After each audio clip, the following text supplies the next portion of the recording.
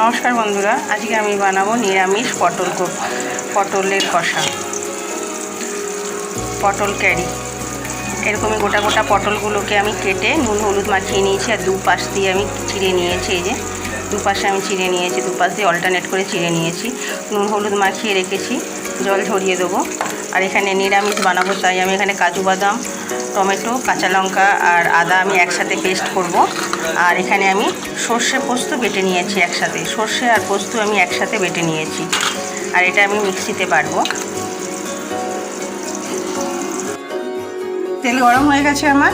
আমি তেলের মধ্যে দুটো কাঁচা লঙ্কা দেবো আর কিছুটা কালো জিরে দেবো।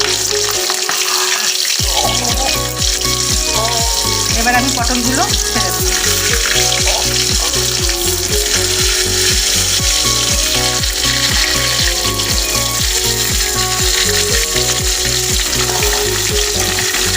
কালো জিরে আর কাঁচা লঙ্কার মধ্যে আমি পটলগুলোকে ভাজবো।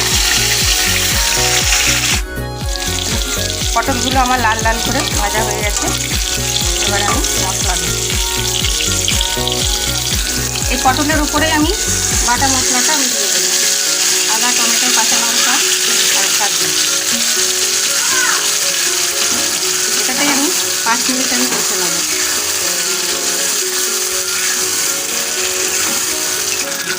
স্বাদ অনুযায়ী আমি লবণ দেবো।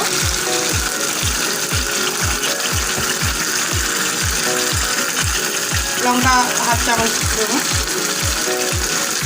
হলুদ গুঁড়ো দেবো হাফ চামচ ভর্তি জিরে গুঁড়ো আর হাফ চামচ ধনে গুঁড়ো দিয়ে আমি কষাতে থাকবো।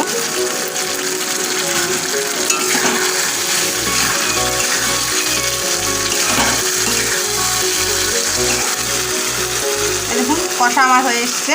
এবার আমি সর্ষে পোস্ত বাটাটা আমি দিয়ে দেবো।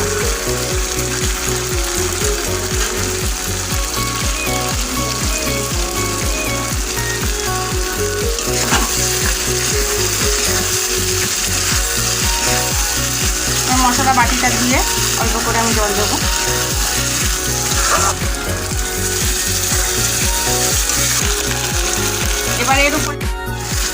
এবার আমি কাসুরি মেথি দেবো।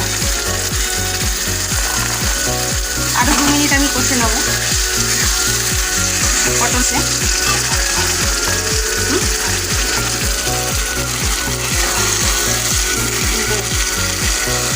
পটল আমার প্রায় হয়ে এসছে।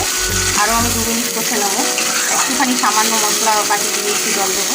আর একটু যেটা বাকি আছে সেটা সিদ্ধটা হয়ে যাবে।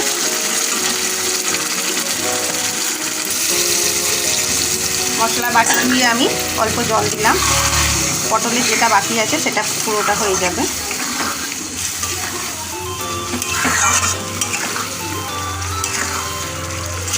যে যেরকম জলে আসবে সেরকমই জলটা দেবে, পরিমাণটা দেবে। পটল আমার হয়ে গেছে। এই দেখুন চারিপাশ থেকে তেলও ছেড়ে দিয়েছে। পটল আমার রেডি।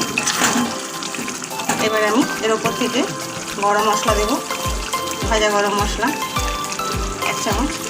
আর একটু যেহেতু নিরামিষ একটু ঘি লাগবে, ওপর থেকে একটু গাওয়া ঘি 1 চামচ হয়ে গেছে।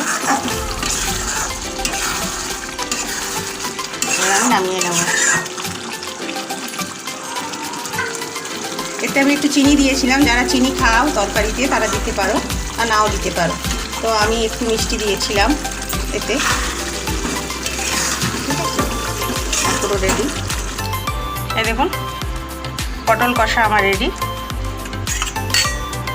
নিরামিষ গোটা পটলের কষা। এভাবে করে খাবেন, ভালো লাগবে।